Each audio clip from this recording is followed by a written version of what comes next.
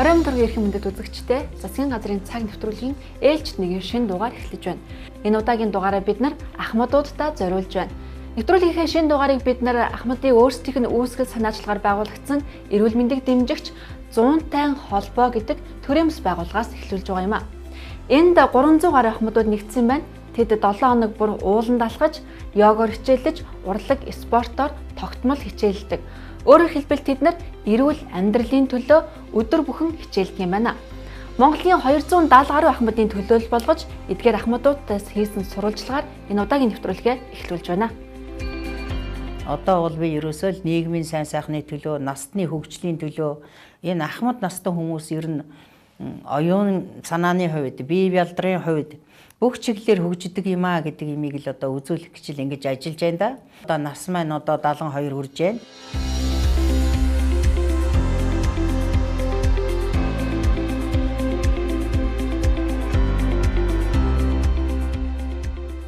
Би бол хорт хавдраар хавдсан. Одоо тухайн үедээ бол хэвтэрт байсан.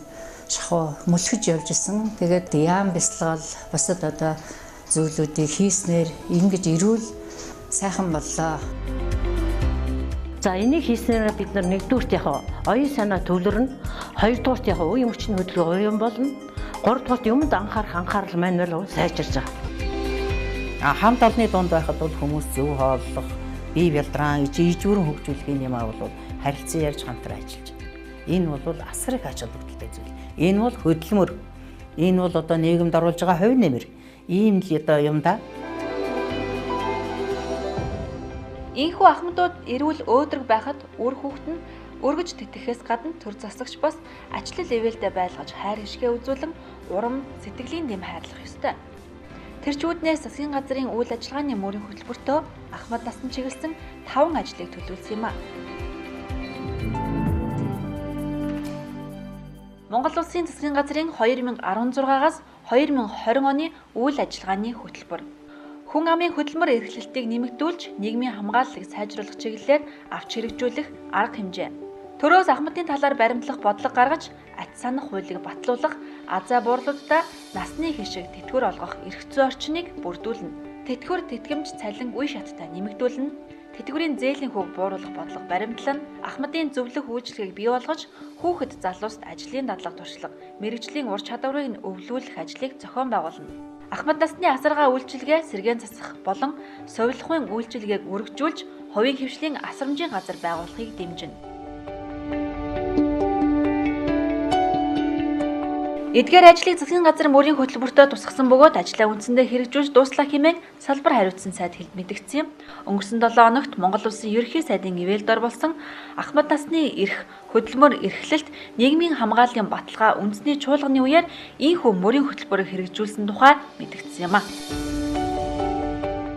Үнэхээр одоо та хэд маань энэ Монгол Улсын бүтээн байгуулалтын төлөө хөл сүчээ урсгаж өнөөдөр авьяаныхаа амралтыг эдлээд төр засагтай хэлхүүгээ хэлээд бас их өстой ажиллаа уламжлаад ингэ явж байгаад үнэхээр баяртай байна. Цаашдаа бол Монгол Улсын засгийн газрын зүгээс энэ ахмадуудынхаа талаар хийж хэрэгжүүлэх ажил арга хэмжээнүүдийг бол хамгийн түрүүн эхний ээлжинд хийж хэрэгжүүлэх ёстой шүү гэдэг ийм үүргийг бол би нийгмийн хамгаалалт хөтөлмөрийн яам номтой баяр сайдад бол өгсөн юм байна.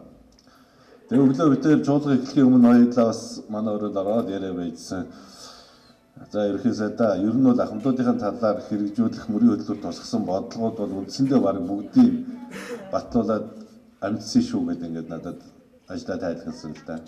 Тэгээ би за тэгвэл эх 4 жил тэрнээсээ нэмсэн байдлаар одоо ахмадуудаа зориулсан бодлогыг хэрэгжүүлэхээс өөр гартул засгийн газар үлдээгүй шүү. Тэгвэл одоо цаашдаа хөтөлбөрөөс гадуур ахмадуудын төлөө бид бас юу хийж болох юм бэ? Тэр чиглэлийн одоо бодлого санаачлалыг бол боловсруулалт нийгмийн хамгааллын яам бол тавих ёстой гэж ингэж хэлээд сууж ирсэн юм аа.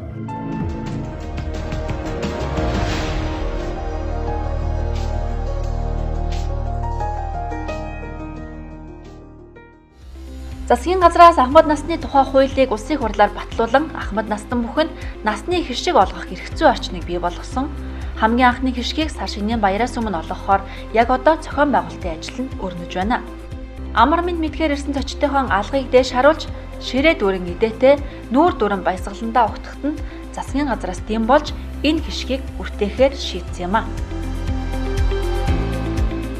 Насны хишгийг олгохдоо 65-аас 69 настанд 50 мянга, 70-аас 79 настанд 80 мянга, 80-аас 89 настай 150 мянга, 90-ээс дээш настанд 250 мянган төгрөгийг жилд 2 удаа олгох юм а. Ахмад насны тухай хуулиар ахмад насны эрхийг баталгаажуулсны дээр тэдэнд чиглэгдсэн олон шин төрлийн үйлчилгээг бий болгож насны хишиг олгохоор болсон.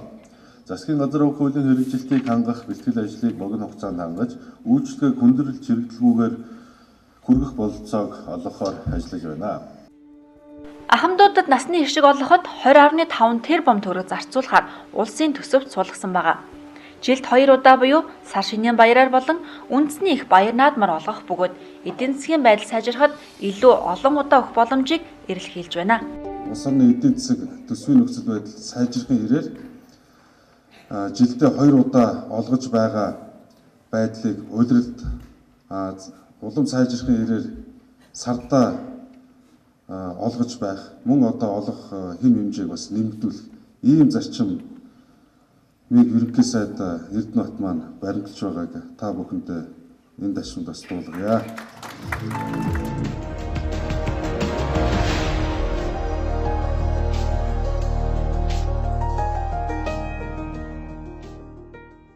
Нас дээр гарсан гэд гар хумхин суухыг тэд хүсдэггүй. Тоосго зөөж барилга дээр ажиллахгүй ч тоосгыг яаж зөөвөл илүү үр бүтээмжтэй, өндөр үр ашигтай байх талаар ариун их туршлага, арга ухаан тэдэнд бий. Энэ хөдөлмөр эрч хүчээ одоо ч бас эх орныхоо төлөө зориулахыг хүсэж явдаг ахмадууд маань илэрхийлж байсан юм а. Тэгэхээр энэ хөдөлмөр эрхлэлт гэдэг юм бол ерөөсөн амин чухал асуудал. Бид хөдөлмөр эрхлэх дуртай байна, чадaltaй байна, залуу байна, хүч чадал байна биднэрт. Тэгэхээр зэрэг бидэнд одоо таарсан хөдөлмөр байдаг бол одоо сонирхсан хөдөлмөрөө хиймээр байна. Тэр нэг энэ тэр бүхэнд бол бид бэлэн байна. Эний ялангуяа цэрэг армийнхан хөлийн цэргийнхэн бол яагаачгүй тэтгэврт гардаг. Тийм учраас одоо эргэж ажиллах боломжтой эд бүтээж авах насандаа гарцсан учраас одоо янз бүрийн сургалтанд хамруулах ч юм уу эргэж ажиллах тийм сайхан одоо залуучуудаа үлгэрдүүлэр болсон ахмадуудын минь бас нэг ажил төрөлтэй болгож өгөөсэй гэж чин сэтгэлээсээ хүсэж байгаа. Тэдний энэ санаачлагыг төр хүлээж авсан. Насанд нь тохирсон ажлыг санал болгохоож бас илэрхийлж байна.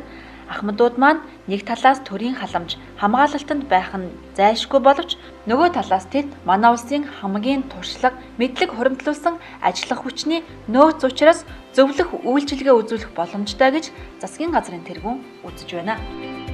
Засгийн газраас ахмадын зөвлөх үйлчилгээ үндэсний сүлжээ бий болгох зохион байгуулж, ахмадуудаар байгууллага хүмүүст зөвлөгөө өгөх ажлыг гэрээгээр төр хугацаагаар хийлгэх, ахмадууд амьдралын ариун их мэдлэг туршлагыг залуустайгаа хуваалцах, тэдэнд өвлүүлэх боломж өгүүлэхийг дэмжин ажиллах болно.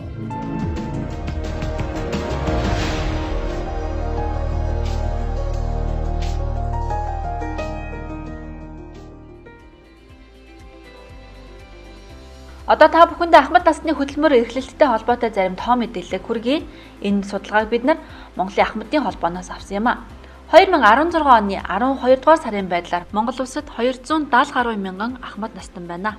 Тэднийг насны бүтцээр навч үзвэл 70 хүртэлх насных нь 186,700, 71-ээс 80 насных нь 53,200, 81-ээс 90 настан 17,100, 91-ээс 100 настан 2,000 байгаа бол 100-аас дээш настан 108 байна. Нийт ахмадын 14% нь буюу 30 гаруй мянган ахмад настан хөдөлмөр эрхлэж байна. Судалгаанаас үзэхэд 67.5% нь хөдөлмөр эрхлэх хүсэлтэй байгаагаа илэрхийлжээ. Тэдний ажиллаж байгаа салбарыг нь авч үзвэл 1700 ахмад байгууллагын орон тооны ажилтнаар ажиллаж байгаа бол 22,500 ахмад мал аж ахуйн салбарт, 10,800 ахмад хуваарай хөдөлмөр эрхлэж байна. Харин 4,500 ахмад газар тариалангийн салбарт, 3,500 ахмад хоршоо нөхөрлөлд ажилладаг байна. Тэгвэл 1,700 ахмад оёдлын салбарт ажиллаж байгаа бол 600 ахмад барилгын салбарт хөдөлмөр эрхлэж байна. Тэтгэврт гарч гэрт суун гэдэг ач зээгээ харж бусдын халамж хүлээд суухын нэр биш. Харин залуу насндаа амжуулаагүй амралт, аз жаргалыг мэдрэх чөлөөт үе гэж дэлхийн ахмадууд үздэг. Тиймээс тэд нийгэмдээ идэвхтэй байж хөдөлмөрлөж, бүтээн байгуулалтанд гар бие оролцохыг хүсэж байна. Манай улсын хувьд 270 мянган ахмадын 67% нь ажил хийх хүсэлтэй байгаагаа илэрхийлжээ. Үүнд нь ч бас төрөөс дэмжлэг үзүүлэхэд бэлэн байна. Хөдөлмөр эрхлэлтийн үндсийн зөвлөлөөр саяхан хуралдаж ахмад насны хөдөлмөрийн эрхлэлтийг дэмжих зорилгоор 1 тэрбум төгрөгийг төсөвж эхний ээжинд 3500 ахмадыг хамруулахаар шийдвэр гаргасныг мөн та бүхэнд дуулгая. Олон улсын байгууллагуудын зүгээс Монгол улсын их хурал ахмадуудаа зориулж ахмад насны тухай шинэ хуулийг баталсантай холбогдуулаад түүний хэрэгжилтийг хангахад техникийн тусалцаа үзүүлэх зорилгоор $2.4 сая буюу 6 тэрбум төгрөг буцалтгүй тусламжаар Монгол улсад орж ирж ахмадуудынхаа хөгжилд хөрөнгө оруулалт оруулах болсныг мөн та бүхэндээ дуулгая.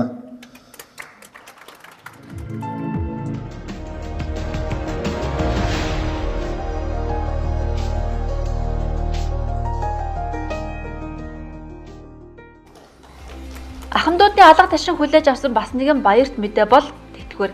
Тэтгэврийн зөрүүн их, зээлийн хүү өндөр гэгчлэн олон асуулт араараасаа хүрдэг.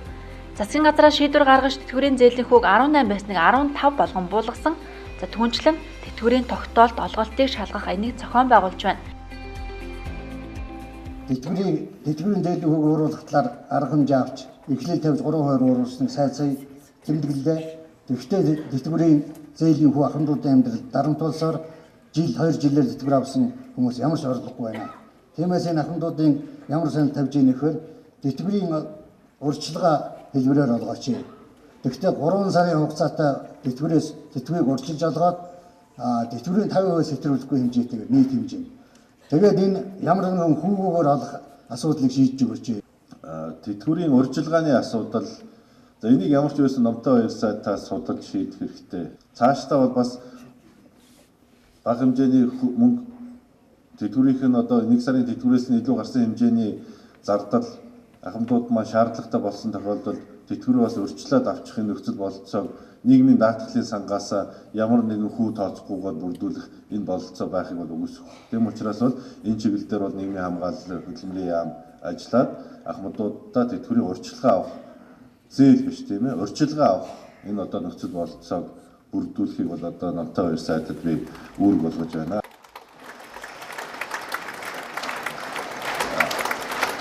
За ямар ч байсан үүргийг хүлээж авлаа гэж юм. Тэгэхээр бол биелүүлэхэд тодорхой боллоо гэж ингэж ахмадууд маань ойлгох хэрэгтэй байна тийм ээ. Ийхүү үүрэг болгосны дагуу тэжээгчээ алдсан тэтгэвэр авагч болон хөдөлмөрийн чадвараа алдсан дахир дутуугийн тэтгэвэр авагч нийт 100 гаруй мянган иргэнд урьдчилгаа тэтгэврийг ямар нэгэн хураамж хүү шимтгэлгүйгээр 3 дугаар сарын 1-ээс эхлэн олгох боломжийг бүрдүүлээд байна. Тэтгэврийн шинжилгээтэй холбоотой зарим мэдээлэл сүргийг малчдын тэтгэврт гарах хугацааг наашлууллаа. Эрэгтэй 55, эмэгтэй 50 настай малчин тэтгэврт гарах боломжтой. Эхчүүдийн тэтгэвэр тогтооход хүүхдийн тоог нэмж тооцсон, төрүүлсэн хүүхдийн тоогоор 1.5 жил нэмж ажилласан жилийг тооцохоор баталгаажууллаа. Ахмадууд тэтгэвэр авах банкаа өөрөө сонгодог боллоо. Банкуудын зээлийн хүү буурч шинэ үйлчилгээ нэвтрүүлэх өрсөлдөөн бий болно гэж энэ ажлын үр дүн харж байгаа юм а. Тэтгэврийн зээлийн хүү 18 байсныг 15% болгон буурууллаа. 2 дугаар сарын эхний 7 хоногийн байдлаар богино хугацаатай 4.3 тэрбум төгрөгийн тэтгэврийн зээлийг нийт 4340 ахмад авчээ. Засгийн газраас ирэх 4 жилийн хугацаанд тэтгэврийн хүүг шатараатай дахин буулгахаар зарласан. Алдар цолын нэмэгдэл. Монгол улсын Баатар, Хөдөлмөрийн Баатар, Ардын Цолтон, Ахмад Дайчин нийт 705 ахмад наснд сар бүр 200 мянган төгрөг, Гавьяа Цолтон төрийн шагналт, төрийн соёрхолт, хувьсгал тэмцлийн ахмад зүтгэлтэнд нийт 1735 ахмад наснд сард 150 мянган төгрөг олгохоор шийдвэрлэлээ. Цэргийн албан агчийн тэтгэврийг тогтоох аргыг шинжилв.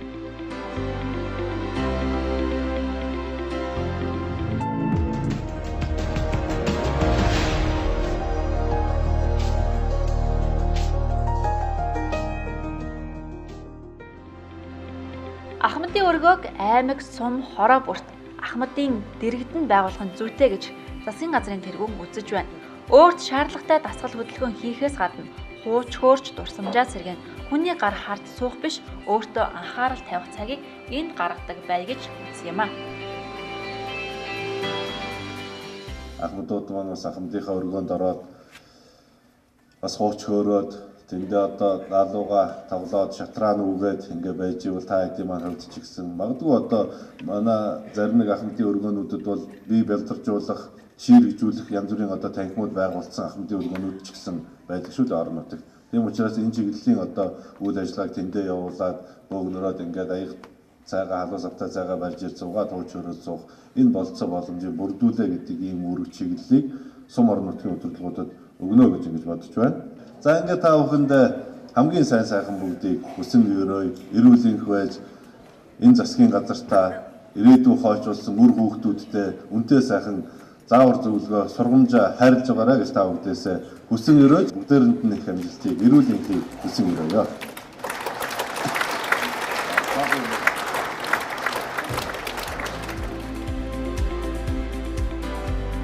Энэ чуулгуулчлал маш ач холбогдолтой юм үйлчлэл чуулга болж байна гэж хэлж байна. Нэг хамгийн нэг онцлог нь сая ерөнхий сайд бол газар дээр нь одоо зарим асуудлыг шийдээд өгчлөө гэж ойлгосон. Йогвол тэтгэврийн зээлийн тухай асуудал ярьж байна. Цаашлах юм бол одоо тэр халамжтай бүлэгт байгаа хүмүүсийн цалин тэтгэврийг ямар нэгэн одоо урьдчилан маягаар ингэж өгөх гэх мэтчлэнгийн ийм одоо газар дээр шийдээд өгч байна. Бодлогын уулан эмх цэгцтэй болгоод зорилтоо тодорхойлоод ахмадуудын талаар одоо шат дараас нь тийм арга хэмжээс авах юм байна. Ээж бас цаана бол мөнгө санхугаас л яригдж байгаа шүү дээ. Тийм болохоор эдийн засгийнхаа боломжийг тохируулаад ойрын ирээдүйд ер нь гэл гэгээтэй болох юм байна гэж би бодож байна тий. Энэ өргөөнүүд байх бол их сайхан хэрэг боллоо. Тэгээ тэр бас манайхан нэг тэтгэврээ өргөжүүлж авах боломж гаргаж өгөх гэж байгаа юм байна шүү дээ. Тэр их сайн. Сайдын одоо саяны хэлсэн үг бол маш их сэтгэлийн минь хөдөлгөлөө их баярлууллаа. Одоо ийм тухайн үедээ биднээс гарсан санал хүсэлтийг яг тэр газар дээр нь яг тэр нөхцөлд нь шийдэж өгч яхахыг бол би үзээгүй байсан юм а. Өнөөдөр үзчихээ их баяртай байна. Засгийн газраас улсын хурлаар батлуулсан Ахмадын тухай хууль 7-р сарын 1-ээс хэрэгжиж эхэлнэ.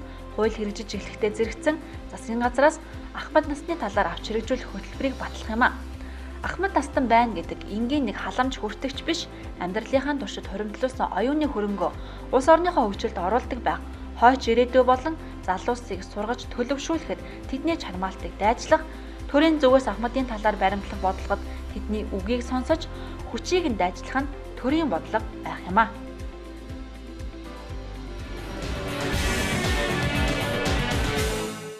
Засгийн газраас Ахмад настуудад чиглэсэн бодлого үйл ажиллагааны талаарх мэдээллийг бид нар энэ удаагийн нэвтрүүлэгтээ багтаалаа. Харин одоо та бүхэн өнгөрсөн 7 хоногт засгийн газрын гаргасан зарим томоохон шийдвэрийн талаарх мэдээллийг хүлээн авч үзнэ. Өвлжилт хүндэрсэн зарим аймагт 5,000 тонн өвсийг үнэгүй, мөн 5,218 тонн малын тэжээлийг 50% хямдалтай үнээр олох орууллаа.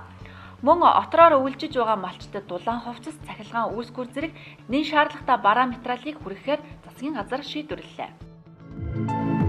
Энэ онд мөрдөх хамжиргааны доод түвшинг батллаа. Баруун бүсэд 166,500, хангаан бүсэд 173,500, төвийн бүсэд 166,200, зүүн бүсэд 165,700, Улаанбаатар хотод 185,300 төгрөг байхаар тогтоолоо. Энэ төвшинг иргэдэд эд мөнгөний тусламж үзүүлэх, нийгмийн даатгалын болон халамжийн тэтгэвэр тэтгэмжийн хэмжээг өөрчлөх, сурагчдад дэмжлэг туслалцаа үзүүлэхэд жишг болгон хэрэгэлдэг юм а. Улсын нөөц онцгой байдлын салбарт үүссэн үр төлбөрийг нэгтгэн засгийн газрын хуралдаанаар бүрэн шийдвэрлэлээ. Үүнд улсын нөөцөөс гаргах бараа, тэдгээрийг буцааж, нөхөн бүрдүүлэх зардал, гамшигын голомтод ажилласан онцгой байдал, тусгай чиг үүрэг бүхий байгууллагын алба хаагчид болон иргэдийн томилолт урамшуулал, учирсан хохирлыг арилгах, хойшлуулсгүй сэргээн босгох арга хэмжээнд шаардлагадах зардлууд багтдаг юм а. Энэ хүрээнд нийт 1 тэрбум 708 сая төгрөгийг засгийн газрын нөөц сангаас гаргахаар шийдвэрлэлээ. Монгол Улсын ерөнхий сайдын дэргэдэх Монгол судлалын үндэсний зөвлөлийн хурал боллоо. Монгол судлалын төвүүдийн үйл ажиллагааг дэмжиж, бааз суурийг нь бэхжүүлэх, залуу үеийг бэлтгэх болон Монгол судлалыг сурталчлах хүрээнд олон ажлыг төлөвлөжээ. Монгол судлалын шилдэг өв цуврал төслийн хүрээнд Бира, Дамжин сүрэн нарын эрдэм шинжилгээний бүтээлийн бүрэн эмхтгэл гаргаж, Монгол судлалын чиглэлээр эрдэм шинжилгээний болон олон улсын хурлыг энэ он зохион байгуулах юм а. Монгол судлалыг дэлхийд хөгжүүлэх бодиттой ажлыг дэмжих ёстой гэдгийг ерөнхий сайдын үеэр онцолсон юм а. Монгол улсын ерөнхий сайд Эрдэнэт манай улсад айлчилж байгаа Орос улбаны улсын эрхэм мужийн амбан захирагч Сергей Георгиевич Левченко тэргүүтээ төлөөлөгчдөд хүлээн авч уулзлаа. Хоёр улсын харилцааг өргөжүүлэн хөгжүүлэхэд хил орчмын бүс нутгийн хамтын ажиллагаа чухал үүрэгтэйг ерөнхий сайд онцолсон эрхэм мужийн хөрөнгө оруулалтын агентлагийг Улаанбаатар хотод байгуулж байгаа. Энэ нь хоёр орны худалдаа хөрөнгө оруулалтыг нэмэгдүүлэхэд өндөр ач холбогдолтой юм а. Мөн эрхэм мужийн зам харилцааны сургуульд суралцах Монгол оюутны тоог нэмэгдүүлж байгаа амбан захирагч уулзалтын үеэр дурдсан юм а. Манай нэвтрүүлгийн энэ удаагийн дугаар их өндөрлөж байна. Дараагийн дугаар хүртэл баяртай үзэгчтэй. Иргэн та Монгол улсын засгийн газраас гаргаж байгаа шийдвэрийг захим орчинд дараах хаягуудаас цаг алдалгүй шуурхай хүлээн аваарай. Засгийн газрын албан ёсны вебсайт засаг цэгийн мэн Facebook орчинд Монгол улсын ерөнхий сайдын ажлын алба нэрээр Твиттерд ерөнхий сайдын ажлын алба нэрээр тус хандаарай.